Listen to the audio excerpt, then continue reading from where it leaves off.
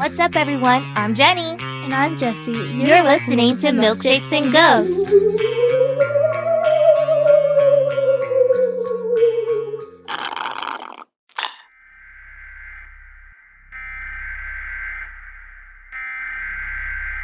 Warning! Warning!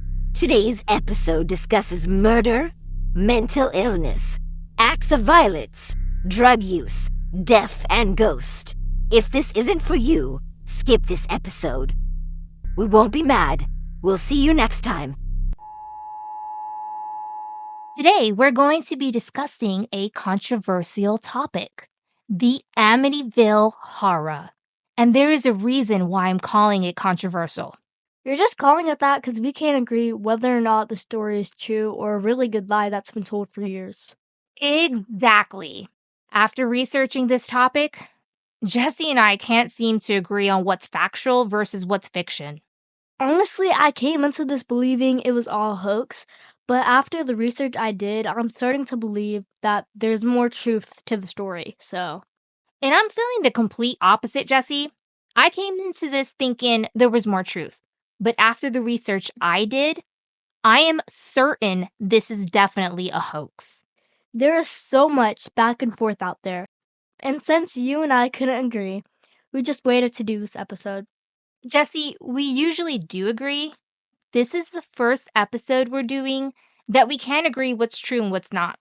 So, for the listeners out there, we want you to know, although we are discussing the same topic today, we did our research completely separately.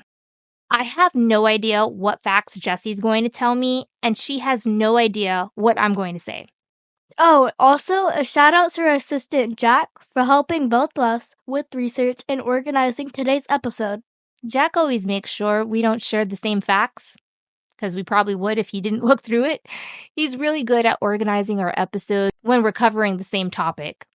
The Amityville haunting was just too big of a story to cover in a quick segment of our show. We both thought it would be better if we took the whole episode to discuss it. At the end of this episode, we'll see if I can change my mom's mentality into believing that the Amityville is a true story with real hauntings. Or if I can change my daughter's mind into proving that the Amityville is a complete hoax. Well, I don't really know about that, because I got into this research and I feel like I have some solid points. Like, I dug really deep. Well, we will just have to see where this episode is going to take us in our opinions. Which everyone knows you have a lot of. I know you ain't talking when you're my mini-me, Jessie. That's why you love me. I mean, you can't stop loving me, can you? No, of course I love you with all my heart.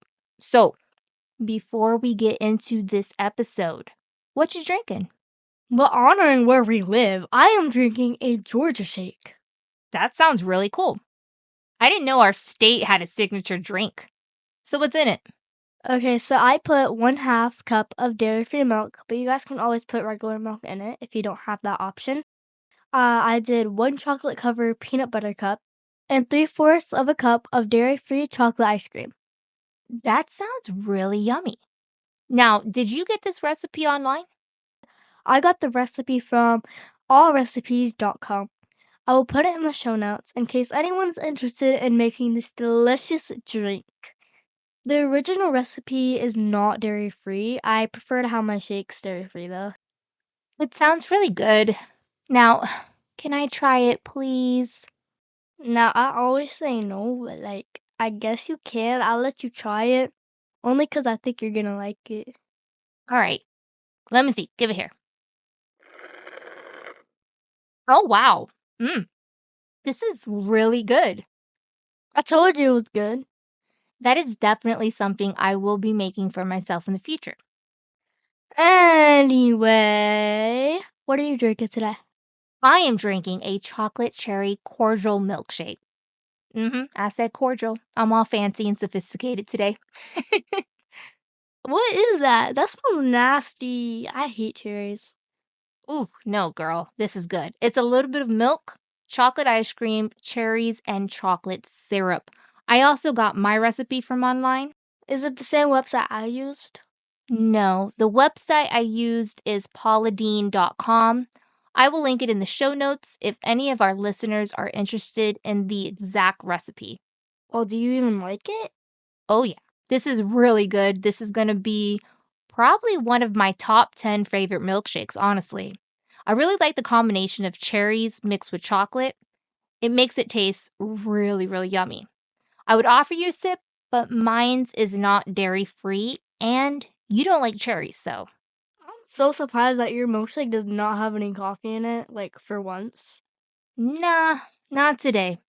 It's actually really good without it. Anyways, I already had my coffee earlier this morning. Thank you very much. I am feeling very awake and ready to discuss the Amityville Horror with you. All right, let's get spooky with it! Before we start on the spooky, I want to talk about the Amityville house itself. Yeah, I saw a lot of photos of it online. It's a beautiful, like when I say beautiful, it's a drop-dead gorgeous home. It really is a stunning home.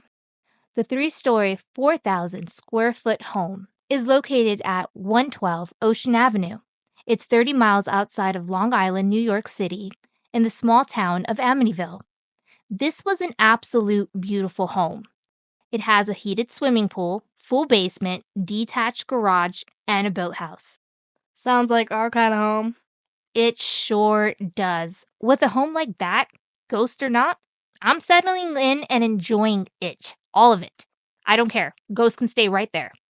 I mean, I guess if I would live in a haunted house, I have to have like a pool. I have to have like a sauna. Oh my gosh! If it was a haunted house, I would have to live in it, but it would have to be like pool, saunas, a gaming room, everything. Bowling alley. Oh, I forgot about that one too. The movie theater room. Oh yeah, I would live in there. The ghost can watch a movie with us. What? I'd be perfectly fine with that. Hey, I'll give her some of my milkshake. Or her. So, the 3-story Dutch colonial-style home was originally built in 1927 for John and Catherine Moynihan. The Moynihans removed a small existing cottage from the lot and commissioned local builder Jesse Purdy to construct the 5-bedroom, 4-bathroom house complete with a gabriel roof and 2-quarter circle windows overlooking Ocean Avenue. In October of 1960, the Moynihan's daughter sold the home to John and Mary Riley, who lived there for 5 years. Since the construction of this home, there has been several renovations and sales. I heard my name in there. I didn't even realize because it's spelt differently. It's spelled Jessy instead ofJessie. That's funny. I said it and I didn't even realize. That's so funny. Yeah, I read that home was built on an ancient Indian burial ground, I think. That's false. Mm-mm. Well, how do you know? I am very sure because according to historical records, the Amityville house was not built on any ancient Indian burial grounds. Okay. I read online articles that says it was. You have to be careful where you get your sources from. The claims of this home being built on ancient Indian burial grounds, that's just a myth. Now, a long time ago, there was this paranormal researcher by the name of Hans Holzer who claimed to have channeled spirits from this area. This is where the myth started. The rumor then grew by more fabrications when the book The Amityville Horror by Jay Hansen came out, followed by the film. So it's all one big myth, one big rumor. It just boils down to money at the end of the day. Are you sure the home's not on top of any type of burial? From the research I did, I found the only tribe that ever settled near the area was the Shinnecock tribe. That was it. There was no other information regarding any ancient burial ground. It doesn't exist. It's just a rumor, just a myth someone made up. But what about John Ketchum? I read online that he was a satanic worshiper and also lived on that property. That's why the house is cursed. That's funny that you mentioned that because that was on my notes to discuss next. Take a look at my notes. Look at this. Great minds think alike. Now, the only problem with the rumor of John Ketchum is that there's no records of John Ketchum living on that property. Just so you know. But I read online that John Ketchum came from Salem, then moved to the Amityville home. Okay, so the Ketchum family did own land near Amityville.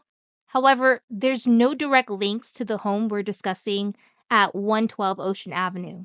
The only John Ketchum during that time period, he settled in Huntington Township on Long Island. Are you going to talk about the DeFeo family now? Once again, are you reading my notes over there? Yeah, I got a lot to say about the DeFeo family. It's just a really sad story. It really is. So, I talked about John and Mary Riley owning this home. As mentioned before, the Rileys lived there for 5 years before they sold the house to Ron and Louise DeFeo in June of 1965. The DeFeos came from a small apartment in Brooklyn. They had 4 children: Ronald Jr., Dawn, Allison, and Mark, and one on the way. Their son John was born later that year. Living on Ocean Avenue was a dream come true for this family. Ron Sr. hung a sign on a post in their front yard that read High Hopes. I've seen the original photos online of this property when the DeFeos owned it with that sign. It's something to see. It really is, especially after you know the story and know what happened. Yeah, me too. Isn't it like a chilling feeling seeing the home with that sign after knowing what happened at that place? Yes, it is. It really, really is. Anyway, I'm going to start discussing the DeFeos. I'm going to dive really deep with this family. It was such an interesting story. Well, that's where my focus is going now. So, this haunting story starts with them. Ronald Joseph, which they named him Big Ronnie DeFeo, Sr., was born on November 16, 1930. To parents Rocco and Antoinette DeFeo, with his suave looks, he was able to attract the attention of Louise Marie Brigant. Louise was born on November 3, 1931, to Michael and Angela Brigant. After a brief courtship between Louise and Ronald, they got married. Since Louise's parents disapproved of Ronald DeFeo, they cut all ties with the newlyweds until September 26, 1951, when Ronald Joseph DeFeo Jr. was born. Growing up, Ronald Jr. had it hard, since he was the firstborn son. His father expected more from him. Ronald Sr. was brutal on his sons. Punishment. He was extremely cruel. One minute, he would hug his son. The next minute, he would throw him across the room. That's horrible. Just absolutely horrific. Louisa's brother, Michael Brigant Jr., would later testify at the DeFeo trial about an incident he witnessed when Ronald Jr. was 2 years old. He said, "We were all sitting down in the basement watching TV.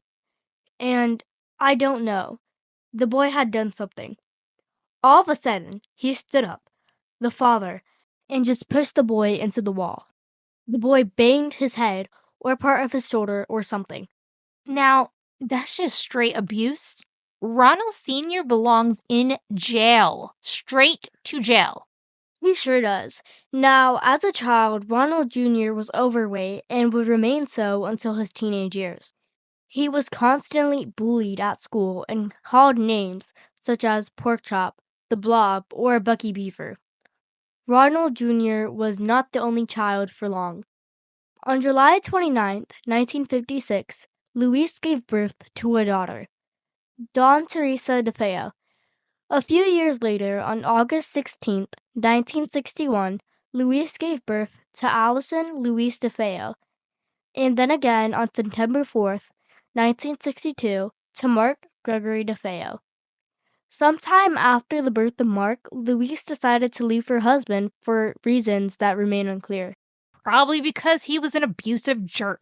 I'm sure that's what it was, even though it's not listed. I mean, that's most likely the case, but I couldn't find any solid information regarding why she left her husband. So to get his wife back, Ronald Sr. decided to put his writing talents to good use. Needing to express his love for his wife, Big Ronnie co-wrote a song called The Real Thing. And in 1963, jazz great Joe Williams recorded a song for his album titled One is a Lonesome Number. On October 24, 1965, the DeFeos had a third son, John Matthew DeFeo. By this time, the family had moved from their Brooklyn apartment to a beautiful home in Long Island's South Shore community of Amityville. Only for many, it was a mystery how Ronald Sr. could afford such a lavish home on a car dealer's service manager's salary. The answer was clear. His father-in-law, Michael Briganti Sr. In the early 1970s, Ronald Sr. decided that he wanted a series of life-size portraits created to immortalize his family. So once more, Big Ronnie's father-in-law, Michael Briganti Sr., picked up the tab, which was estimated to be at least $50,000. Wow. Talk about having rich in-laws. The portraits took over a year to complete. Upon their completion, the life-size portraits hung in large golden frames on the staircase wall in between the first and second floors of the home. And that is the backstory of the DeFeo family. Now, I'm going to talk about what happens next and focus more on Ronald DeFeo Jr. It's about to get sad. Yes, it is. I know there was a warning at the beginning of our episode. I'm going to give another warning. We're about to discuss the brutal murder of the DeFeo family. If this isn't for you, feel free to skip ahead. We completely understand. Around 6:30 p.m. on November 13th, 1974, Robert DeFeo Jr., who was then 23, entered Henry's bar in Amityville, Long Island, New York, and declared, "You got to help me. I think my mother and father are shot." DeFeo and a small group of people went to 112 Ocean Avenue, which was located near the bar, and found that DeFeo's parents were dead inside the home. DeFeo's friend, Joe Yeswit, made an emergency call to the Amityville Police Department, who searched the house and found that 6 members of the family were dead in their beds. The victims were Ronald Jr.'s parents, Ronald DeFeo Sr., 43, and Louise DeFeo, 43, and his 4 siblings, Dawn, 18, Allison, 13, Mark, 12, and John, 9. All of the victims had been shot with a .35 caliber level action Marlin 336C rifle around 3 a.m. that day. The children had been killed by single shots, while the parents had each received 2 shots. Physical evidence suggests that Louise DeFeo and her daughter Allison were awake at the time of their deaths. According to Suffolk County Police, all the victims were found lying down in their beds. The 6 victims were later buried in St. Charles Cemetery, nearby in Farmingdale. Ronald DeFeo Jr., also known as Butch, was the eldest child of the family and was its lone surviving member. He was taken to the local police station for his own protection after suggesting to the police officers at the scene of the crime that the killings had been carried out by a mob hitman named Louis Fellini. However, an interview at the station exposed serious inconsistencies in his version of events. The following day, he confessed to carrying out the killings himself. Fellini, the alleged hitman, had an alibi proving that he was out of state at the time of the killings. The DeFeos told detective, "Once I started, I just couldn't stop. It went so fast." He admitted that he had taken a bath and redressed and detailed where he had discarded crucial evidence such as blood-stained clothes, the Marlin rifle, and cartridges before going to work as usual. It's unbelievable that he actually did this horrendous act and then went to work like nothing. Huh? It's just so unbelievable that someone's that heartless to kill their loved ones and act like nothing. That's unbelievable, man. When I was reading about this case, I found it strange that all 6 victims were found face down in their beds with no signs of struggle. That seems impossible. The type of gun he used is very, very, very loud. Wouldn't someone have heard it? Jesse, you're absolutely right. That is a strange fact in this case that has yet to be solved. No one really knows how each victim stayed laying down and slept through the sound of a rifle going off. The police investigation concluded that the rifle had not been fitted with a sound suppressor. Well, maybe he drugged his family. I don't know. It's funny that you mentioned that because at first, that's exactly what I thought. Until I found more online. A lot of articles basically stated there was no evidence of sedatives having been administered to this family, even though Ronald Jr. claims he did drug them before shooting them. That's a bunch of baloney because they did autopsies on those bodies and there was no drugs found in them. We really can't explain why or how they were laying face down or how no one got up when he shot one person. You would think the next victim would have heard it, but it didn't even happen that way. You see, this is why I think it's something supernatural, because, like, huh? I don't understand this. It's hard to say why all 6 victims were lying face down. And given the frequency with which DeFeo had changed his story over the years, any further claims from him regarding the events that took place on this night of the murders should be approached with caution. He changed his story a lot. I only knew of his confession. I didn't really know he changed his story, so. Oh, yeah, he changed his story a lot. In a 1986 interview for Newsday, DeFeo claimed his sister Dawn killed their father, and then their distraught mother killed all of his siblings, apparently with a rifle, before he killed his mother. He also said he was married at the time of the murder, which, hello, he was not. To make a long story short, any claim stating that his sister was involved in the shooting was thrown out by the medical examiner. All the different lies he told are way too long to get into. I feel like we would need a whole nother episode just to cover it. The fact is, he was a murderer who murdered 6 innocent people. I feel that his lies don't deserve time on our platform since he is a very bad person. And it is documented that Ronald Sr. had a temper and often took it out on Ronald Jr., which we spoke about earlier. Also, there was a report that Ronald Jr. was a gun fanatic and broke up a fight between his parents with a rifle, threatening to shoot his father, way before this had all happened. Wait, wasn't Ronald Jr. mentally unwell, though? By the time of the murders, Ronald Jr. was already being seen by a psychiatrist for his behavior and likewise abuse of drugs and alcohol. Maybe that's what caused him to do what he did. It probably contributed to it, but I don't think it excuses that type of behavior. And I say this because after the murders, he had the nerve to ask the police what steps he needed to take in order to collect his father's life insurance. Okay, now that seems sus. The lies and all the evidence really went against him in this case. But didn't he hear voices? Maybe there was some kind of entity in the house that caused his mental illness to become more severe. That could be the case. However, at his trial, Ronald Jr. tried for an insanity plea.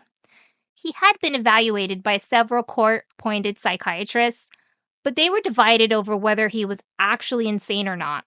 On the stand, he gave wildly varying accounts of the crimes and claimed that he heard voices and was possessed by Satan. Overall, I personally think he hated his father and was a constant substance abuser, which contributed to his anger. I feel that he alone, though, is responsible for his actions.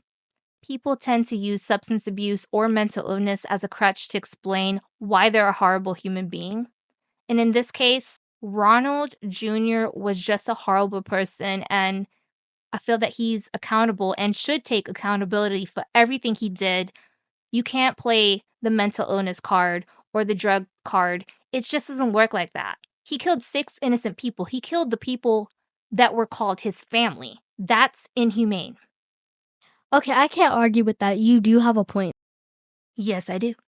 So, on November 21st, 1975, Ronald DeFeo Jr. was found guilty of all 6 counts of second-degree murder. 2 weeks later, he was sentenced to 25 years to life.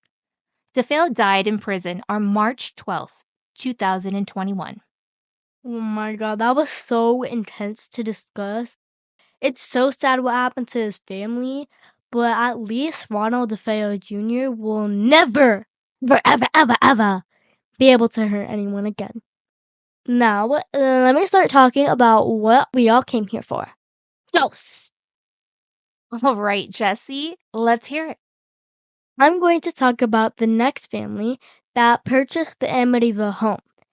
In December 18th, 1975, George and Kathy Lutz and their 3 children purchased the home on 112 Ocean Avenue in Amityville, New York, for only $80,000. Oh my gosh, you're kidding me. That's really cheap. The day the family moved into the Amityville house, George Lutz called a priest to bless the house as a precaution given the home's history. According to George, an unseen entity slapped the priest in the face during the service and told him to get out. Despite this horrifying event, the family proceeded to move in. Okay, so I've got something to say about that. I'm sure you do. You always got something to say. Yes, I do. The priest's name that you're talking about is Reverend Ralph Picaro. Fun fact. After interviews were conducted with George and Kathy Lutz, it was obvious they were lying about knowing this reverend. Reverend Ralph Picaro did not know them at all. Girl, and the tea just keeps on getting hotter. I thought the Reverend had married them. That's what they told people, which was obviously a lie. The Lutz were married on July 4th, 1975, which was not done by this reverend since it was before they had moved to Amityville. Reverend Ralph is mentioned in a lot of these articles I saw. I know he is. And I'm not going to say anything more about it since you're at the beginning of this story. But later on, I will get into more detail why this statement is false. In the weeks that followed, the Lutz family began experiencing a range of chilling paranormal phenomena. And this is a quote from them. There were odors in the house that came and went, George told the ABC News. There were sounds. The front door would slam shut in the middle of the night. The family kept the home's furnace burning day and night to keep the space warm, but it did not work at all. Throughout their stay, George claimed he found green slime oozing from the walls, saw a demonic pig-like creature with red eyes staring at him, and witnessed his wife transform into an old woman on multiple occasions. That sounds horrific. I can't imagine having to endure all of that. I don't think I could do it. George Lutz also claimed that he woke up nearly every night at 3:15 a.m., right around the time the DeFeo murders had taken place inside the house the year before. On one such occasion, he claimed he heard the children's bed slamming up and down on the floor. He laid helplessly in his own bed, held in place by some unseen force. Later that night, he said he woke up to find his wife levitating from their bed. The morning after this alleged incident, George Lutz and the rest of the family abandoned the home, not even bothering to empty the refrigerator or closets. They had only lived in the house for 28 days. Upon reflecting on their flight from the home, George Lutz stated that he felt something terrible would happen if the family did not leave immediately. I try not to think about it, he said. And then this story becomes a pop culture sensation. Wow, how convenient. As word spread of the Lutz experiences, people interested in the paranormal contacted them. 2 months after the Lutz moved out, reporter Laura Didio assembled a group of psychic researchers to evaluate the family's claims. The investigators spent a night in the house, walking from room to room, trying to pick up ghostly vibrations. It was like a psychic slumber party, Didio remembers. One of the researchers, Lorraine Warren, remembers an overwhelming feeling of horrible depression in the house. I was just waiting for you to mention the Warrens.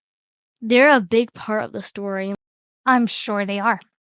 They're a part of every big story that has been a national phenomenon, book, or made into a film.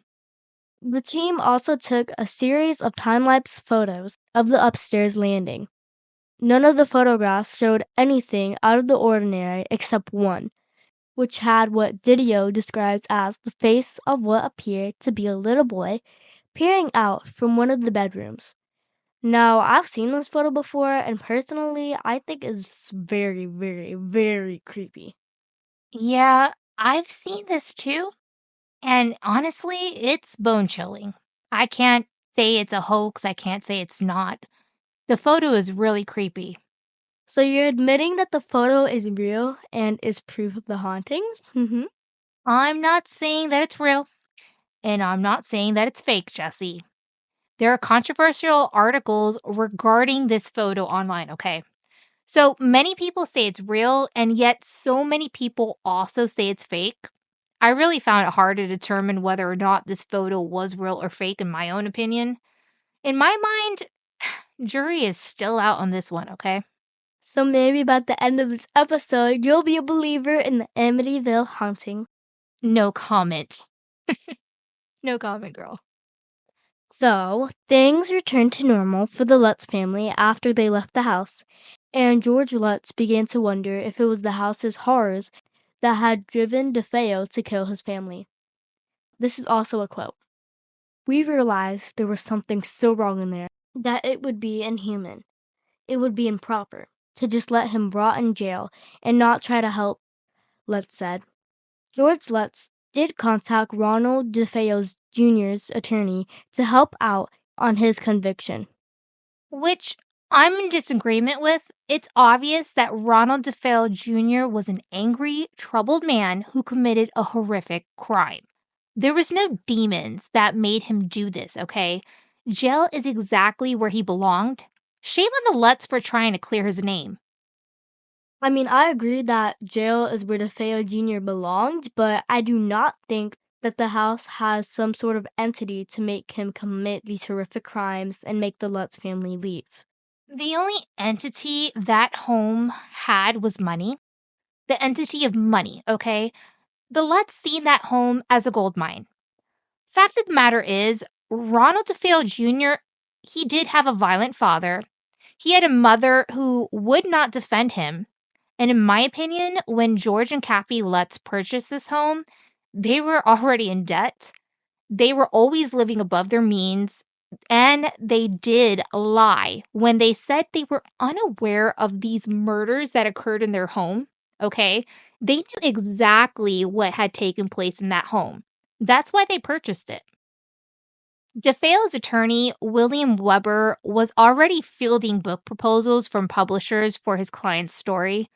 The Lutz story of a haunted house had the potential to drive up interest in a book, and Weber agreed to meet George and Kathy Lutz to hear their account. So you're saying the story is only fueled by money? Again, it's my opinion, but yes, I feel that this is a hoax where people profited off of it. There are even documented accounts online where Weber says that the Lutz story changed after consuming like 4 bottles of wine. Even the attorney stated that the Lutz were making a commercial venture out of it.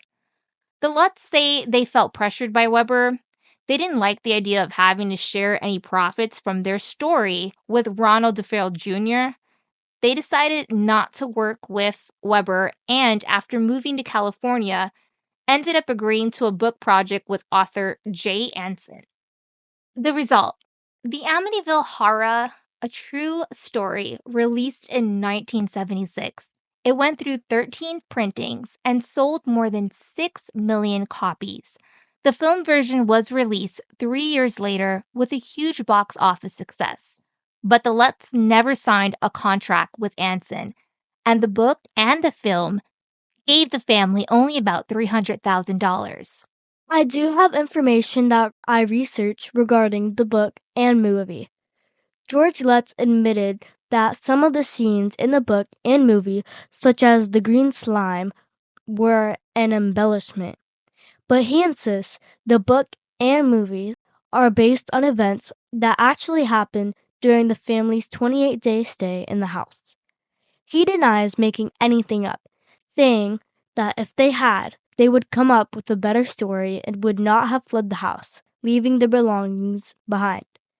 But he says people are entitled to call his story a hoax if that's what they think. This is a quote from George Lutz. I can't tell them what to think. I can just say what I've experienced. I think it was a hoax. Honestly, I feel that Ronald DeFeo Jr. was mentally ill, but was still a cold-hearted murderer. I agree, but I still feel like after that many people were tragically killed, there's got to be some kind of haunting going on. Maybe. But people profited a lot of money from this. Getting back to DeFeo's attorney, Weber, who continued to pursue his book project, enlisting Hans Holzer, a professor of paranormal psychology, self-styled ghost catcher, and author of dozens of books on the occult, which I mentioned at the beginning of the story. In 1977, Holzer visited the Ocean Avenue house with a medium who claimed to be able to talk to the dead. According to Holzer's account, the medium went into a trance and said there was an Indian chief on the warpath in the home because it had been built on the site of a sacred burial ground. Holzer believes Ronnie DeFeo was possessed by the angry spirit of the Indian chief, and that the chief will not leave the house until it burns down and leaves the land bare. But members of the Montaukett tribe of Long Island are skeptical of Holzer's theory, saying there are no records of a burial ground in Amityville. This is a quote. Even if there was, that doesn't mean we will go into somebody's body and capture their soul and control in a very negative way. That's not us, said the tribe's chief, Straight Arrow Cooper. Okay, I'll just say that it is wrong for them to try and blame deceased Indian tribal members. That's just messed up. But I also want to mention that where it says Chief Straight Arrow Cooper is my dog's name. Cooper's looking up at you right now. Oh, I'm sorry. Cooper's like, huh? Oh, he's right in between our seats. He's looking at us like, Cooper, we're not talking. Oh, I am talking about you, but I'm not calling you. Aw, Sorry. he wants to sit with us. All right, now Cooper's all nice and cozy next to you, Jesse.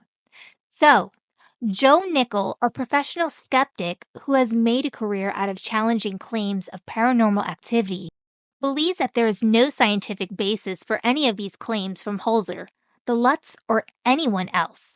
This is a quote from Joe Nickel. The bottom line is that it was a hoax, or is simply, at best, a matter that's not proven. And that's not very good for America's most famous haunted houses. As for DeFeo, he told Primetime he lied when he heard voices commanding him to kill, and was only trying to create a better insanity plea. So in the end, who is telling the truth? After nearly 3 decades, there is very little proof either way, though no one who has lived in the house on Ocean Avenue since the Lutz has reported any strange activity. So I have a fun fact. The address of 112 Ocean Avenue has been changed. Wait, it has? What's the address now, and why did it get changed? Okay, so although I know what the address is, I do not want to release that information out of respect for the new owners. Yeah, that's fair enough. That's really fair of you. Yeah, and if you try to look up 112 Ocean Avenue on Google Maps, it's a blur. That is a cool fact, Jesse. So, after hearing my facts, do you still feel that the Amityville house is haunted? Honestly, I feel that Ronald DeFeo Jr. lied, and maybe the Lutz family exaggerated, but I do think that since 6 people were murdered in that house, there has to be some kind of negative energy, like maybe creating some sort of a residual haunting. Anyway, what about you? Well, the facts that you brought up, it led me to the same conclusion. I still think Ronald DeFeo was trying to get off with a lighter sentence, and I strongly feel that the Lutz family just wanted to profit from the murders that occurred in this home, which is really wrong, by the way.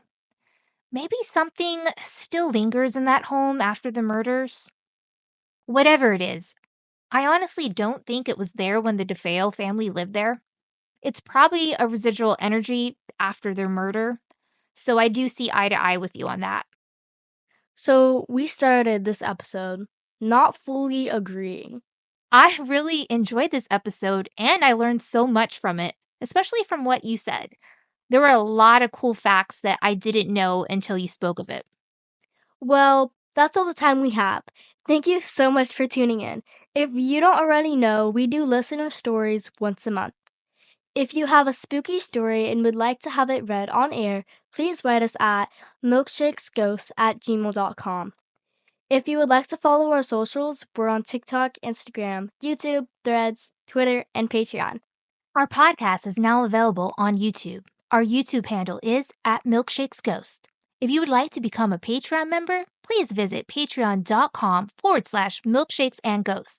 I will link it in the show notes along with all of our other socials. Join Patreon for free monthly gifts and cool perks. Let's give a shout out to our awesome, amazing Patreon members.